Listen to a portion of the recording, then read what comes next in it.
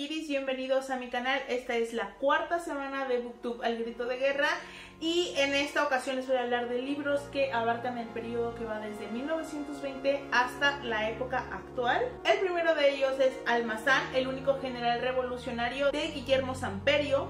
Es una biografía novelada sobre Juan Andreu Almazán, que fue un político, un militar villista, un empresario. La historia sobre este hombre es que participó en la campaña antireeleccionista de Madero, como muchos otros revolucionarios. Después le dio la espalda a Madero, se unió a las filas de Zapata, posteriormente a las de Villa, y cuando termina la revolución entra en la política como muchos otros. Él ocupó dos secretarías distintas durante el gobierno de Pascual Ortiz Rubio, y quizá una de las razones por las cuales más se le recuerda es porque fue víctima de un fraude electoral. Él era el contendiente del Delfín de Lázaro Cárdenas, que era Manuel Ávila Camacho. Ya saben, esta época priista en donde el presidente designaba a su sucesor y todo el mundo pues lo aceptaba desde antes de las elecciones. Pero Almazán hace campaña y ocurre un fraude electoral a la vieja usanza, es decir, con hombres armados robándose las urnas, matando a la gente que está a punto de votar. Toda una situación que afortunadamente parece que hemos superado, o al menos en la mayor parte del país. La mujer que nació tres veces, de Sandra Freed. Este es un audiolibro que pueden encontrar en Scribd y es una novela sobre Nahui Olin, quien fue una famosa pintora, poetisa de la época como de Diego Rivera, Frida Kahlo y todos ellos. Esta novela está centrada prácticamente en su vida amorosa y en su relación con los hombres. El peso que le da a su faceta artística es escaso, prácticamente el 20% del texto. Abarca la figura de su padre, Manuel Mondragón, que fue un hombre del porfiriato, que fue ministro de guerra en algún momento y fue un creador de varias armas, entonces era un hombre muy poderoso, que era un padre excesivamente consentidor con ella y por lo tanto era una mujer muy caprichosa, acostumbrada a salirse siempre con la suya. Manuel Mondragón también fue uno de los hombres que traicionó a Madero y que participó activamente en la Decena Trágica. No es un mal libro, pero si tu interés está como en la faceta artística, no es lo que va a prevalecer en esta historia, que está centrada exclusivamente en sus relaciones personales. Está en Scribd en su formato de audiolibro, por lo tanto les voy a dejar en la caja de descripción un link con el que pueden obtener 2 meses gratis si es que les interesa este libro o alguno de los demás que tienen en el catálogo. Nahui Olin, de Adriana Malvido. Este es el libro sobre Nahui Olin que más me han recomendado, se supone que es como el mejor, y en su última edición incluye imágenes inéditas. Memorias de España, 1937, de Elena Garro. Si ustedes se están preguntando por qué un libro ambientado en España está en este listado, bueno, eso es porque casi todas las personas nombradas en este libro son mexicanos de una época muy concreta. Esta es una crónica muy deliciosa que Elena Garro escribe muchos años después, pero para contarnos qué pasó en aquellos momentos, cuando Octavio Paz y otros intelectuales mexicanos son invitados al segundo Congreso para la Defensa de la Cultura, apoyado por la Alianza de Intelectuales Antifascistas. Son llamados pues para dar apoyo al gobierno legítimo de la República, que estaba enfrentando una guerra civil después de un golpe de estado fallido. Entre los mexicanos que aparecen, además de Garro y de Paz, están personajes como Silvestre Revueltas o David Alfaro Siqueiros. De hecho, Siqueiros estaba en esos momentos en España combatiendo. Él no fue como a una charla, no. Siqueiros fue a combatir en el frente que se envió en apoyo al gobierno de la República. Cárdenas por Cárdenas, de Cuauhtémoc Cárdenas. Creo que Lázaro Cárdenas es como de esos presidentes mexicanos más conocidos y más respetados, y como que en la escuela siempre nos enseñan un muy buen concepto de él, sobre todo por dos acciones particulares, que fue la expropiación petrolera y el asilo que se le brindó a refugiados españoles que huían de la guerra civil. Como el nombre ya nos lo indica, es una biografía escrita por su hijo Cuauhtémoc Cárdenas, lo cual siempre desata un poco de duda de qué tan idealizada está la figura, qué tan real es. Sin embargo, este libro promete ser una aproximación muy precisa y rigurosa a la vida de este político mexicano. Oficio de Tinieblas de Rosario Castellanos es una novela que está basada en un levantamiento chamula que ocurrió en San Cristóbal, Chiapas, entre 1867 y 1870 y que culminó con la crucifixión de uno de ellos para proclamarlo el Cristo indígena. Rosario Castellanos toma este suceso y lo recrea en esta historia, situándolo en una época más cercana durante la reforma agraria de la época cardenista. Esta historia también se puede encontrar como audiolibro en Scribd. El aire en que se crece de Rebeca Orozco. Rosario Castellanos es una de las escritoras mexicanas más reconocidas, junto con Elena Garro y Sor Juana Inés de la Cruz. Se supone que son como las mejores, las más talentosas.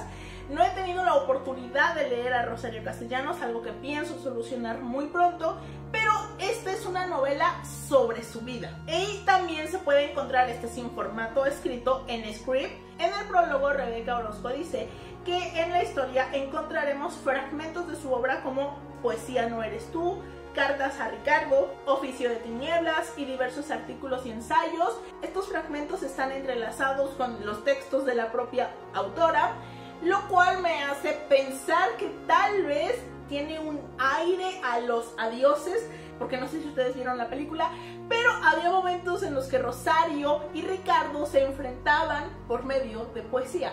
Y amé Los Adioses, es de mis películas favoritas. Amorá de Rosa María Rothfield.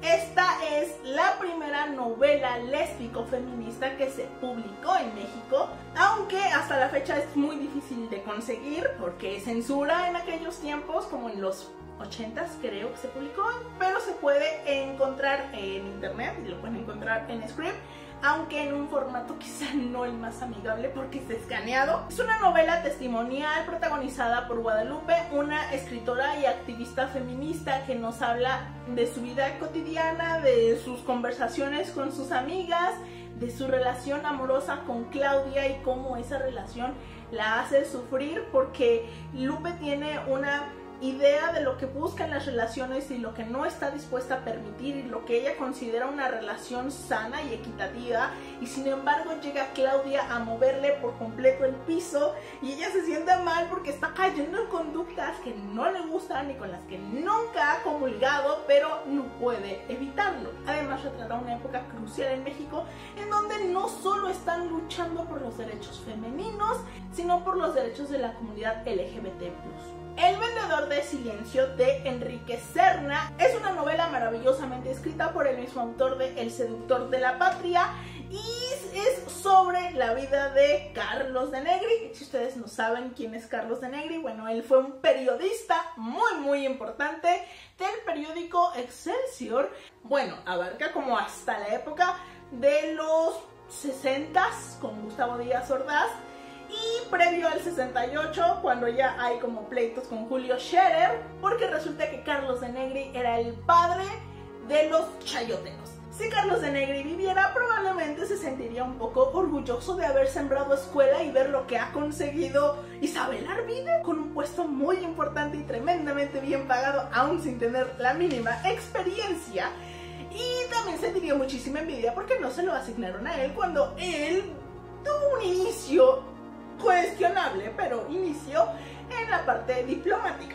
Así que esta novela nos habla de los vínculos de la prensa con el poder, cómo se vendían a los gobiernos y a los empresarios, cómo se intercambiaban esos favores, cómo la prensa era utilizada para difamar a los rivales políticos, para esconder información, para no dar a conocer denuncias. Y es un libro que retrata una época muy concreta de México sobre la prensa, sobre la corrupción y sobre la misoginia. Vámonos ya a una época como un poco más cercana y es La tropa, ¿por qué mata a un soldado?, de Daniel Arrea y Pablo Ferri. Desde que Calderón desató la guerra contra el narco, muchísimas personas han muerto y han desaparecido y muchos de esos crímenes han sido cometidos por miembros del ejército. Un ejemplo de ello es el asesinato de Jorge y de Javier, dos estudiantes del TEC de Monterrey, a manos de militares. Entonces, este libro es una investigación exhaustiva que hacen los autores para intentar entender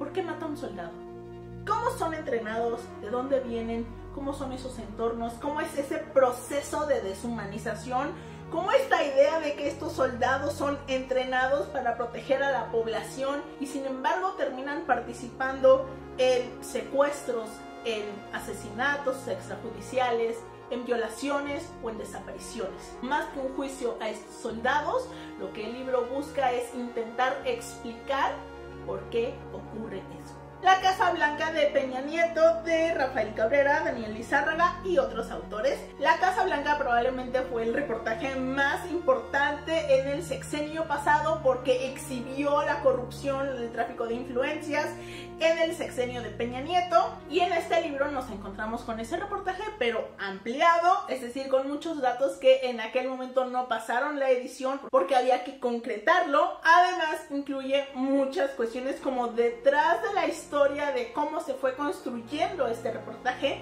Me acuerdo haber leído que creo que Rafael Cabrera contaba en Twitter o en alguna entrevista sobre que todo inició porque a él como que siempre le ha gustado como la prensa de espectáculos y eso, y un día vio en Hola el reportaje de la gaviota con sus hijas en la Casa Blanca y ahí a él se le hizo pues como que llamativo y empezaron a investigar y empezaron a tirar de la manta, y de hecho el nombre que utilizaron como para pedir información al IFAI fue el de Darwin, uno de los gatos de Rafael Cabrera.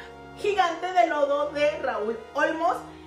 En estos momentos Lozoya está sometido a un proceso judicial y eso ha sacudido muchísimo la política porque, bueno, Lozoya era un hombre fuerte de Peña Nieto y está señalando a Videgaray y está señalando a otros y, bueno, se ha sacudido todo, ¿no? Salen los videos, salen las declaraciones y creo que es importante como irnos un poco al origen.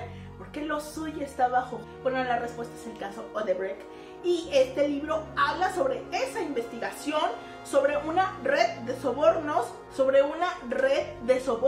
que existe desde el 2009 y cómo Peña Nieto recibió ese dinero incluso poco antes de tomar la presidencia. Habla como de muchos nombres, incluyendo Salinas Pliego, uno de los hombres más cercanos a la administración actual. Por eso creo que este libro es importante porque te va al origen y nos dice de dónde viene todo lo que estamos viendo ahorita. Eso fue todo por el día de hoy. Espero que este video les haya gustado y nos vemos en el siguiente. Adiós.